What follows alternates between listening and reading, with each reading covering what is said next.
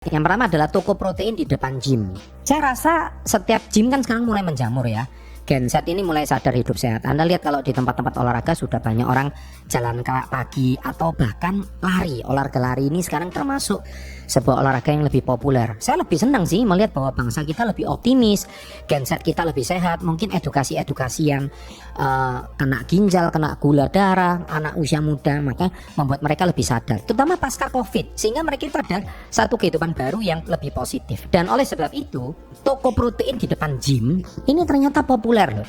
Ada perhatikan ya, ada saja di tempat gym manapun itu ada toko protein yang menjual protein. Kita sekarang juga tahu bahwa orang Indonesia itu kebanyakan makan karbo, gorengan, tapi kekurangan protein, makanya badannya nggak bisa bagus. Nah sekarang kita lihat kalau negara-negara maju badan mereka bagus kan, karena mereka itu mengkonsumsi protein. Jadi protein itu nggak cuma dada ayam, telur, tapi juga di sini ada suplemen yang sangat baik, yang positif, yang ada whey-nya, itu bisa membuat badannya seseorang itu menjadi lebih bagus. Itu yang pertama ya. Saya rasa bisnis ini nggak akan mati karena selama ada gym, toko ini akan tetap laku. Yang kedua adalah barbershop di tempat cuci mobil. Kita tahu target pasarnya adalah jasa potong rambut kepada orang yang sedang menunggu kendaraannya. Kadang-kadang tempat cuci mobil dia butuh waktu 15 menit. Kadang cuci rambut, potong rambut kan juga nggak sampai 15 menit. Resikonya sedang karena traffic cuci mobil itu kan menentukan reputasi ya, dan modalnya juga tidak terlalu tinggi dan potensi keuntungan tinggi karena waktu yang sempurna untuk target pasar. Yang ketiga adalah tempat cuci mobil premium di depan mall ya. Kenapa? Karena orang kalau nge-mall itu bawa mobil pasti dia menengah ke atas. Nah kadang-kadang daripada dia parkir nganggur, lebih baik dia bayar parkir sama cuci mobil. Jadi modalnya sewa lahan premium memang agak gede, investasi hidrolik, sistem, resikonya agak tinggi karena biaya operasional sangat tinggi, kecuali itu tempat Anda sendiri. Tapi potensi keuntungan sangat tinggi karena volume pelanggan dari mall itu gede. Dan kalau Anda jual jasa premium bernilai jutaan rupiah, entah itu mungkin di coating atau mungkin dipoles, ya saya rasa orang nge-mall 2 jam, entah nonton, entah makan. Dengan 2 jam itu kan dia nggak, apalagi dia nggak pakai supir. Kalau dia nggak pakai supir, dia nge-mall itu taruh aja mobil di situ, kan juga nggak ada waktu khusus. Daripada dia nunggu, mobilnya juga nganggur di mall, lebih baik dicucikan ya. Kunci sukses lokasi strategis di arah mall. Dan yang keempat, toko mainan di depan rumah sakit anak. Saya rasa rumah sakit anak itu jamur ya di mana-mana. Apalagi kan rumah sakit anak itu udah sangat jelas. Jadi rumah sakit bersalin plus rumah sakit anak. Ya namanya anak itu kan pasti menjadi utama karena kita tahu sebuah survei ekonomi mengatakan bahwa menjual nomor 1 itu adalah menjual perlengkapan wanita. Wanita itu butuh skincare, butuh baju, bla bla bla. Dan nomor 2 itu pasti anak. Karena orang tua akan rela bayar berapapun demi kesehatan anak. Orang tua mana sih yang mau anaknya sakit? Nggak ada lah. Nah, toko mainan dan hadiah di depan mall itu termasuk potensi bisnis yang sangat baik dan nggak akan kena disrupsi. Resikonya rendah karena ada dorongan emosional. Kedua, potensi keuntungan tinggi. Margin keuntungan juga sangat bagus. Dan yang ketiga, modelnya kecil menengah. Konsep harga pasar menjual mainan dan hadiah sebagai penghibur atau buah tangan, ya kan? Dan yang kelima adalah laundry. Ya, satuan kilang di daerah perkantoran atau hotel. Itu laundry itu biasanya orang kalau ngecek di hotel itu kan mahal, atau kantoran. Kalau perkantoran juga wajar sih, target pasarnya jasa cuci setrika, modalnya menengah, resikonya sedang, potensi keuntungan tinggi. Kunci sukses layanan antar jemput ke perkantoran. Kenapa? Karena kalau laundry di perkantoran atau di apartemen atau di hotel itu biasanya orang cek, oh kalau saya laundry di hotel sekian, apalagi dia long stay. Long stay itu mungkin tinggal lebih dari 1 minggu. Nah laundry itu kan sangat memungkinkan karena dia hitung 1 kilo cuma 6.000, mending saya laundrykan deh. Apalagi jasa layan antar itu potensinya gede banget, itu nggak akan kena disrupsi ya. Yang keenam yaitu pusat layanan dokumen di kantor pemerintahan. Misalkan modelnya kecil, bisa 1 mesin fotokopi, resikonya kebutuhan pelanggan lokasi ini hampir pasti ada dan konstan. Karena dokumen itu sekarang nggak semua email harus ada di print ya. Jadi itu menurut saya tetap potensinya gede karena tetap harus ada bukti fisik kan. Potensi keuntungan sedang, margin kecil dan volume sangat tinggi. Kunci sukses lokasi yang menempel dengan kantor layanan publik atau kecepatan pelayanan, ya itu juga salah satu potensi usaha yang luar biasa. Yang ketujuh adalah Warmindo, warung Indomie modern di area kos atau mahasiswa.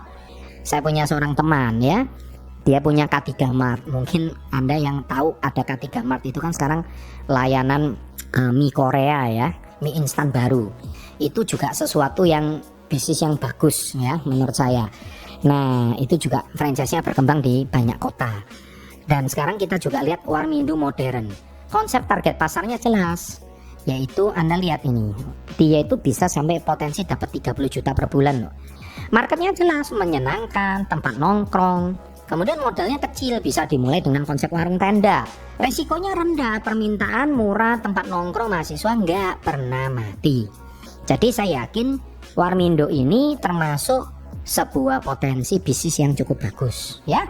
Yang 8, kantin prasmanan atau warteg modern di kawasan industri. Kita tahu kawasan industri itu kan karyawan banyak. Pas jam makan siang, mereka pasti cari kantin prasmanan. Nah, ini mulai usaha kecil menengah atau misalkan di mall itu kantin karyawan. Rendah, target pasarnya besar, membutuhkan layanan ini setiap hari kerja. Tinggi, perputaran uang sangat cepat dan volume pelanggan luar biasa karena mereka kalau dihitung-hitung bawa makanan bekal dari rumah juga sampai makan di situ kan dihitung-hitung harganya sama. Jadi mending mereka pesan aja di kantin prasmanan ya kan, lebih praktis. Ke-9, toko kado atau jasa bungkus cepat di gedung pernikahan. Misalkan kalau ada wedding ya, wedding itu kan tidak ada matinya ya, karena mau sekrisis apapun orang tetap kawin gitu loh ya kan. Nah tapi jasa kado, jasa bungkus cepat gitu loh. Dan ini menjadi penyelamat bagi tamu undangan yang lupa membeli kado.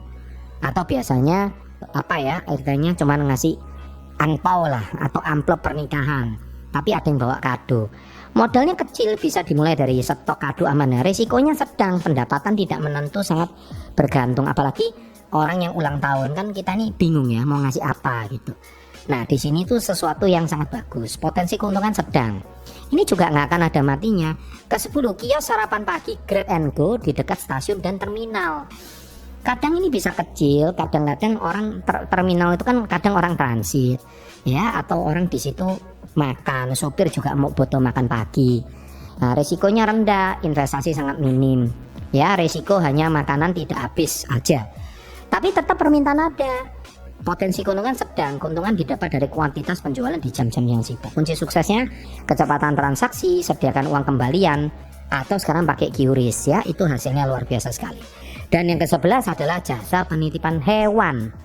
Sekarang ini lagi naik daun, dokter hewan atau toko apa ya, tempat penitipan hewan seperti cat shop ya, atau dog shop atau apa pet shop. Itu lokasinya harus pas. Biasanya dekat akses luar kota. Jadi contoh orang mau keluar kota, mau naik tol, kamu bikin toko di situ. Itu jasa penitipan per hari berapa kek? Biasanya luar kota. Nah, akhirnya hewan-hewan yang peliharaan kalian, entah kucing, burung, atau anjing atau apa, itu kalian bisa titipkan di sana. Itu ada marketnya. Saya rasa kenapa hewan juga lagi naik daun setelah COVID. Banyak orang itu sekarang kalau orang tua kesepian, anaknya udah gede, dia pelihara hewan.